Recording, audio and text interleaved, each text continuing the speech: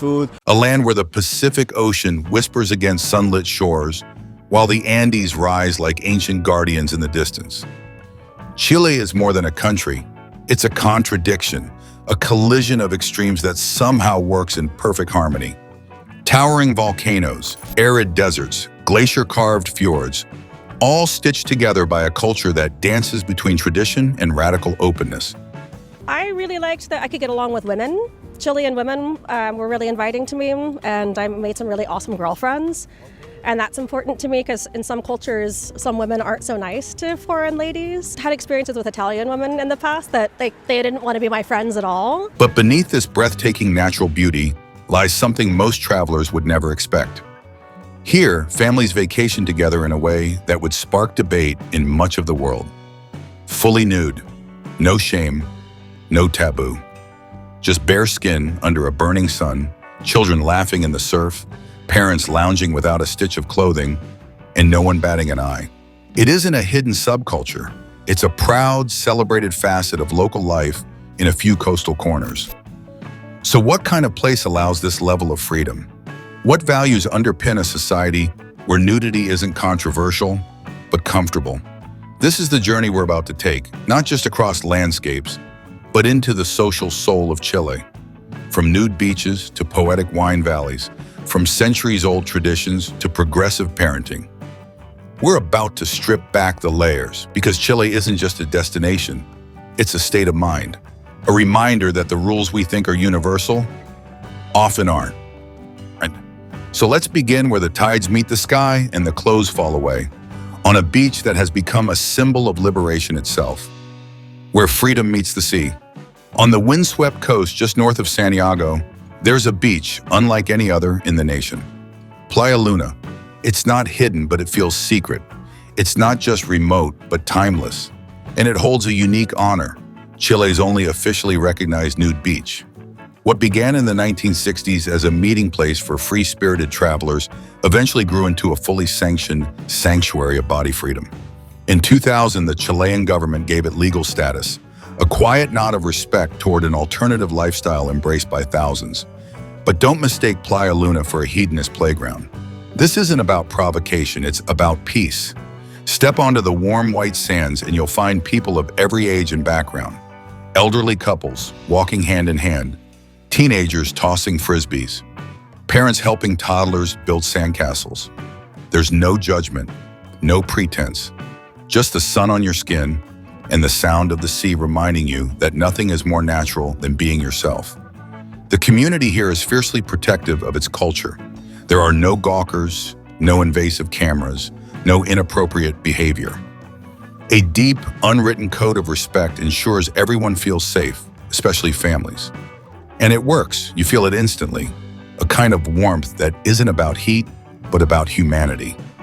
In a world obsessed with appearances, Playa Luna offers the radical act of being real. And that's what draws so many back year after year. The sand might shift with the tides, but the spirit of this place is unshakable. And that spirit leads us to a deeper question. Why do families, entire generations, choose to vacation here, together, without clothes? More than skin deep, why families choose Playa Luna? To the outsider, it may seem shocking, entire families nude together on the same beach. But to those who come to Playa Luna, it's not strange. It's sacred. And more than anything, it's freeing. Here, nudism isn't about sexuality. It's about stripping away the layers of shame society drapes over us from an early age. Parents bring their children here not to provoke, but to protect. Protect them from distorted body images, from fear of vulnerability, from growing up disconnected from the natural world and their own selves. It's a place where kids learn that all bodies are worthy, normal, and beautiful, without the need for judgment or competition. And it's not just quiet sunbathing. Playa Luna hums with the low buzz of community life. Potlucks bloom spontaneously under beach umbrellas. Local musicians drift down the dunes, playing acoustic melodies at sunset. Art workshops take shape in the sand, and volleyball games blur the lines between young and old, tourist and local. For Chileans, this beach isn't some rebellious corner. It's a celebration of something very old and very human. For visitors, it's a revelation. What begins as curiosity quickly transforms into comfort, and for many, even belonging. Playa Luna offers something few places in the world still can: a space to be fully present with your family, your community, and yourself. And that kind of presence isn't just rare, it's powerful. But perhaps what's even more powerful is seeing how this comfort with self-expression extends far beyond the beach, into the streets, the culture, and especially the women of Chile. Beauty without barriers, Chilean women in their element. There's something magnetic about Chilean women. Maybe it's the fire of the Pacific sun in their stride, or the quiet grace of the Andes in their eyes. But beauty here isn't a billboard or a filtered selfie. It's a raw, earthy confidence that can't be faked. Born from centuries of cultural fusion, from indigenous Mapuche ancestry to waves of Spanish and European settlers, Chilean women embody a complex beauty that's as rich as the land itself. Dark eyes sparkle with stories. Skin tones span from golden dunes to deep copper earth. Hair flows like the Patagonian winds, untamed, unapologetic. But it's not just appearance. It's the way they move through the world. Whether walking through the bustling markets of Santiago or dancing barefoot on Playa Luna's sands, they carry themselves with a kind of quiet boldness. They don't need validation. They live for expression. And at Playa Luna, that expression reaches its purest form. Nude, without armor or artifice, their beauty takes on new dimensions. It's not about seduction, it's about being. And being in a culture where freedom is embraced is incredibly powerful. In a world that constantly pressures women to conform to curated images, Chilean women offer something refreshingly different: presence over perfection. Here, beauty is personal, plural, and political, and nothing proves that more than how nudism intersects with culture, consent, and care. The code of nudism: respect, consent, and safety. One of the most common misconceptions about nudist beaches is that they're unregulated free-for-alls. In Chile, especially at Playa Luna, nothing could be further from the truth. Nudism here is built on boundaries, on unspoken agreements, on mutual care. There are no gawking tourists with cell phone cameras, no unwanted advances. This isn't the kind of place where people come to look. It's where they come to feel, to breathe, to reconnect with themselves and others without fear. And that safety doesn't happen by accident. Playa Luna's community enforces a strict social code. Consent is sacred. Everyone is equal, regardless of age, gender, body type, or background. Step out of line, and you'll be politely but firmly asked to leave. It's this culture of respect that allows families, especially with young children, to feel completely at ease. Legally, nudism in Chile is a gray area, technically not illegal, but only allowed in places where it's accepted by local culture. Playa Luna is one such place, protected by its history, its people, and its values. It's a reminder that freedom isn't the absence of rules, it's the presence of respect. And that respect forms the bedrock of something even deeper, a national identity that embraces both tradition and transformation. A culture of celebration. Nudity meets national pride. If there's one thing Chileans do with heart, it's celebration. From Independence Day fiestas to late-night street parades, the country thrives on community, rhythm, and expression. So it's no surprise that in a place like Playa Luna, nudism and national pride often dance hand in hand. During the summer, small cultural festivals bloom along the beach. Live music, empanada grills, and cueca dances erupt spontaneously under sunset skies. Flags wave, kids play, and yes, some are naked. It's not spectacle, it's tradition with a twist. Many Chileans return into Playa Luna year after year, forming beach tribes of friends and extended families. These reunions become rituals, celebrating not just sun and surf, but a uniquely Chilean flavor of freedom. The kind that says you can be proud of your heritage and also challenge its norms. That duality defines modern Chile, where indigenous roots coexist with European customs, where Catholic values live alongside liberal ideologies, and where bodies, once hidden, are finally being reclaimed. In Playa Luna, nudity isn't rebellion, it's just life. And like everything else in Chile, it's lived passionately. But if food is the language of the soul, then it's time to undress another layer through the vibrant, sensual world of Chilean cuisine. The culinary undressing, Chilean food that exposes soul. If nudity is freedom for the body, then food is liberation for the soul. And in Chile, that liberation is served hot, fresh, and unapologetically flavorful. The country's cuisine is a vibrant expression of its geography, from the icy waters of the south to the sun-drenched fields of the north. At Playa Luna, meals are more than nourishment. They're rituals. Families lay out spreads of cazuela, rich, bubbling stew filled with corn, pumpkin, and tender chicken. Pastel de choclo, a sweet, savory corn pie, melts in the mouth under makeshift tents. And razor clam gratin, pulled fresh from nearby shores, is passed around. Barefoot picnics like sacred offerings. There's something poetic about eating this way, unclothed, unhurried, unfiltered. Food, like nudity, becomes a return to the essential. No formalities, no distractions, just taste, texture, and togetherness. Every dish tells a story of resilience, migration, celebration. A seafood ceviche bursts with coastal pride. Empanadas sizzle with street corner flair. Even dessert has depth. Tres leches cake dripping with sweetness. Or mote con huesillo offering peaches soaked in cinnamon nectar. Food here doesn't just feed the stomach.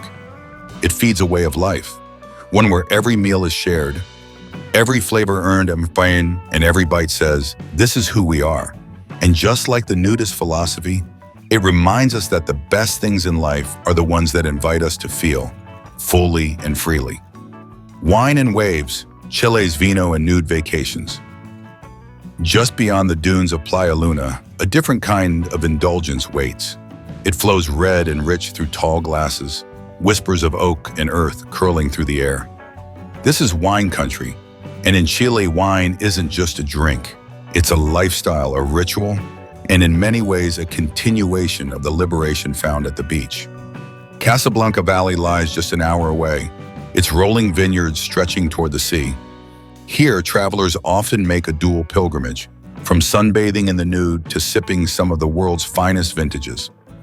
It might sound strange, even indulgent, but there's something deeply poetic about it.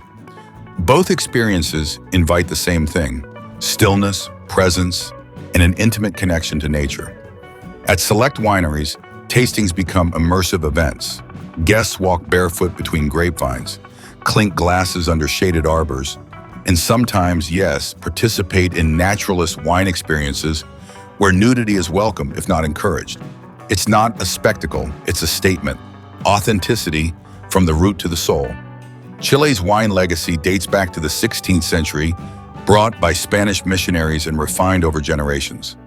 Today, valleys like Maipo, Colchagua, and Elqui produce reds so bold they feel like poetry in liquid form. Wine, like nudism, thrives under specific conditions: warmth, care, patience, and a deep respect for what's real. And so, for many visitors, this union of beach and vineyard becomes a sacred rhythm. Mornings spent in the surf, skin kissed by the ocean breeze, afternoons walking sun-dappled rows of vines, evenings wrapped in conversation and clinking glasses, where the only thing more intoxicating than the wine is the sense of total freedom.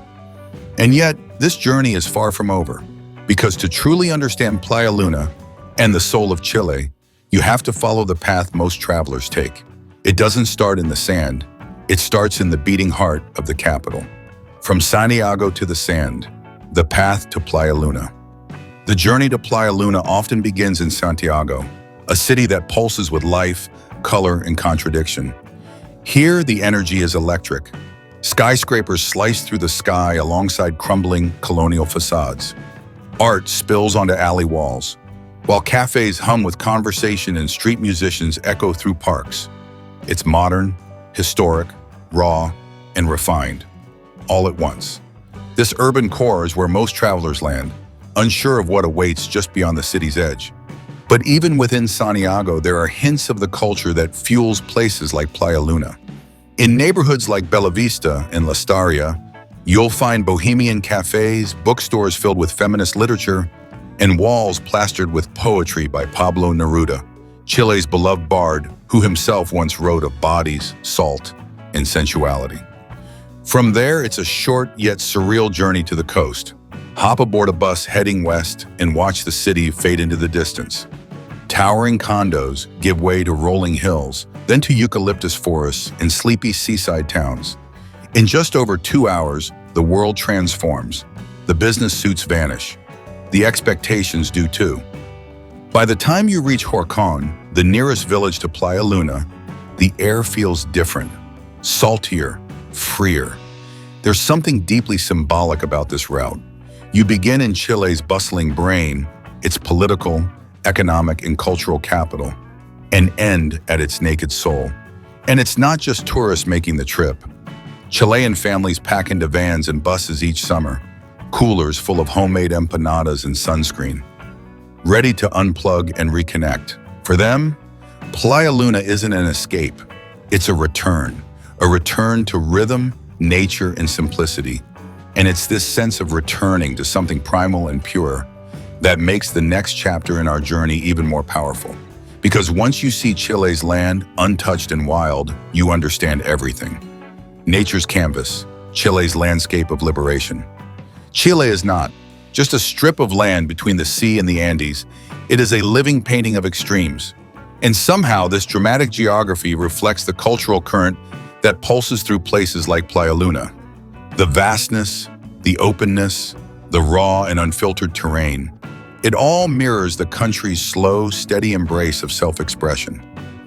In the south, Torres del Paine rises like a cathedral of stone, glaciers dripping into turquoise lakes that reflect skies so clear they look painted. In the north, the Atacama Desert stretches endlessly, its cracked earth giving way to hidden oases and valleys that light up under the stars. There's no middle ground here. Chile demands awe.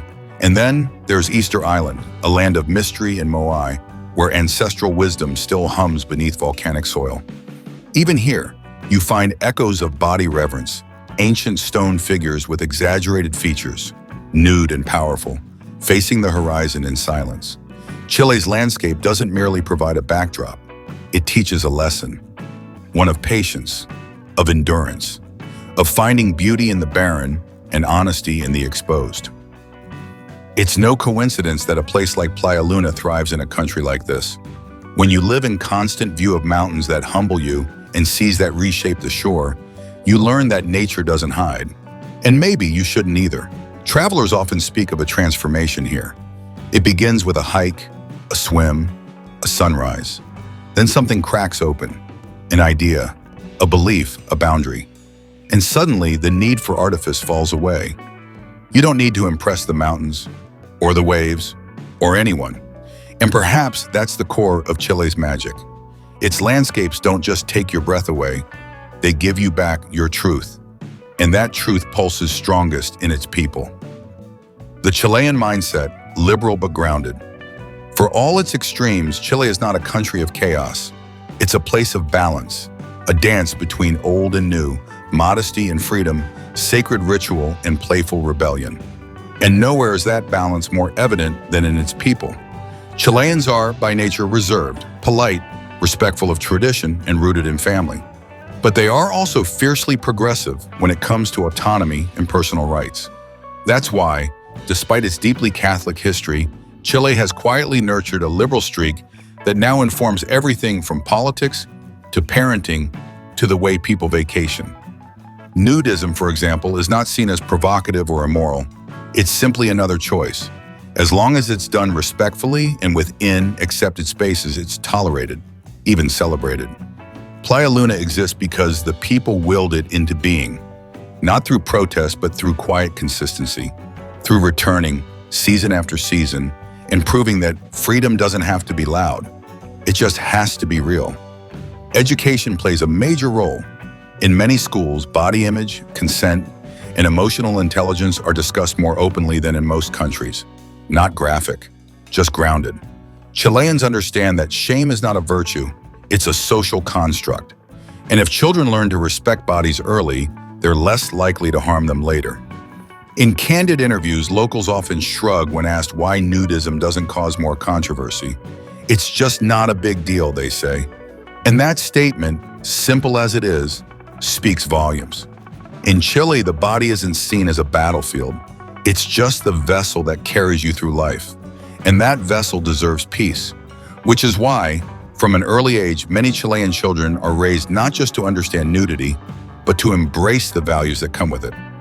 Parts 12 to 15 continue in next message.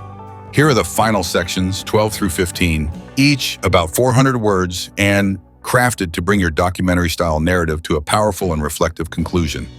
Raising children in a clothes-free culture. To outsiders, the idea of bringing children to a nude beach might spark alarm. But in Chile, especially among families who return to Playa Luna every summer, it's seen as something entirely different, an education in freedom. Here, childhood isn't about shielding from the world. It's about preparing to live in it with confidence, respect, and clarity. Parents who bring their kids to Playa Luna do so with intention. They don't see nudity as something shameful or dangerous. Instead, it's an opportunity to teach body neutrality, not vanity, not shame, just a sense of naturalness. And in a world where young people are increasingly overwhelmed by curated images and digital filters, this grounded view of the human body can be revolutionary.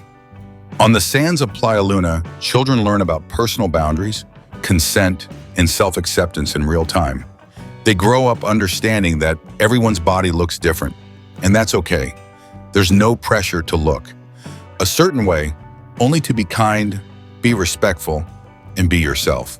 And from the laughter echoing down the dunes, it's clear. This lesson resonates. Psychologists who study body image have long noted that early exposure to normalized nudity, particularly in non-sexual, family-friendly environments, can reduce shame and increase self-esteem. In Chile, that understanding is quietly baked into parenting in these communities. Of course, not everyone agrees. Critics argue that such openness can blur boundaries or confuse children, but supporters are quick to counter. What confuses kids isn't nudity, it's secrecy, shame, and mixed signals. At Playa Luna, everything is out in the open, honest, uncomplicated. And in that openness, something beautiful happens. Kids learn to trust their instincts and love their bodies without needing approval. Which leads us to an important question. What does the law say about all this? Legal lines and social norms. In Chile, nudity exists in a delicate balance between law and culture. Technically, public nudity isn't explicitly illegal, but that doesn't mean you can drop your clothes anywhere.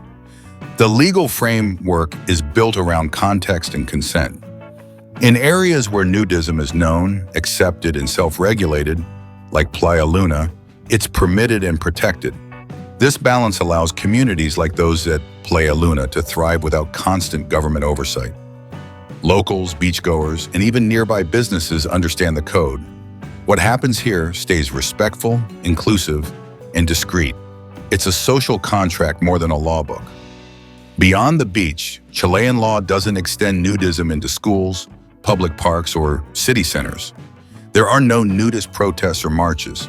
But interestingly, sex education in Chile often covers body diversity, emotional maturity, and self-respect, far more progressive than in countries with similar Catholic roots. There's also growing governmental support for wellness, tourism, and alternative lifestyles, including ecotourism, LGBTQ+ travel, and yes, naturism. These movements are not driven by shock value, but by a desire to create sustainable, conscious travel experiences. Playa Luna sits at the crossroads of those goals, a natural, self-sustaining community that welcomes everyone who follows the code. When you compare Chile internationally, the approach is refreshingly balanced. It's more conservative than Germany or Scandinavia, where public saunas and parks allow nudity without issue. But it's far more open than the US or much of Asia, where nudity is often criminalized or hypersexualized. In Chile, nudism is not about being loud or political. It's about being respectful, being free, being part of something bigger than yourself. And for some, that in itself is a quiet form of rebellion. Nudism as rebellion or just real life? Depending on who you ask, nudism in Chile is either a bold cultural statement or simply a normal part of life. And that's what makes it fascinating. It doesn't scream for attention. It doesn't demand validation. It just exists, quietly, peacefully, consistently. For some, it's a form of protest, not against the government, but against the suffocating expectations of modern life, the pressure to be perfect, the consumerism that tells us we're never enough, the constant performance of being presentable. Playa Luna rejects all of it, not with rage, but with simplicity.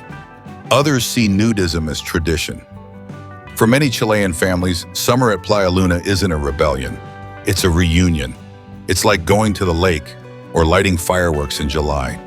It's what you do. You pack up your car, you leave the noise behind, and you come back to a place where no one expects you to be anything but yourself. What's remarkable is how many young people are embracing this quiet radicalism. A new generation of Chileans is seeking more sustainable, emotionally intelligent ways to live. They're questioning the systems they inherited. They're rejecting toxic beauty standards, fake filters, and constant self-editing. And they're doing it by spending a weekend or a whole summer without clothes, without roles, without fear. That's the paradox of nudism in Chile. It's both radical and mundane, both provocative and peaceful. It doesn't shout, it whispers. And in that whisper, you hear something deeper than protest. You hear an invitation to return to the root of who you are and maybe who you were before the world told you to cover up. But what happens when you accept that invitation? When you step fully into the sun, unguarded, and see the world and yourself with new eyes. Chile Uncovered, final reflections from the beach. As the sun begins to dip into the Pacific, casting golden fire across the waves, the beach at Playa Luna glows with a quiet magic. Children run barefoot through the foam. Parents recline, drinks in hand, swapping stories with strangers who've become friends. There is music in the air, soft, acoustic, human. There are no walls here, no uniforms, no roles to perform, only presence. And maybe in this moment it clicks. Chile isn't just beautiful, it's brave, a country of wild lands and freer people. A place that dares to ask, what happens when you stop pretending? When you stop editing? When you stop hiding from your own reflection? Because this isn't a story about nudism. It never was. It's a story about freedom, about culture that invites, not excludes, about raising children who feel at home in their bodies, about food that feeds the soul, about wine that speaks the language of the earth, about landscapes so vast they make you small, and people so kind they make you feel seen. In Chile, you don't just take your clothes off. You take your armor off, your shame, your fear, your judgment. And what you're left with is raw, real, and radiant. So the next time you think about travel, don't just think about where to go. Think about how to be and ask yourself, what would it feel like to live just for a moment without filters, without shame, without anything between you and the sun? Thanks for traveling with us. Until next time, stay curious, stay open, and maybe stay just a little bit wild.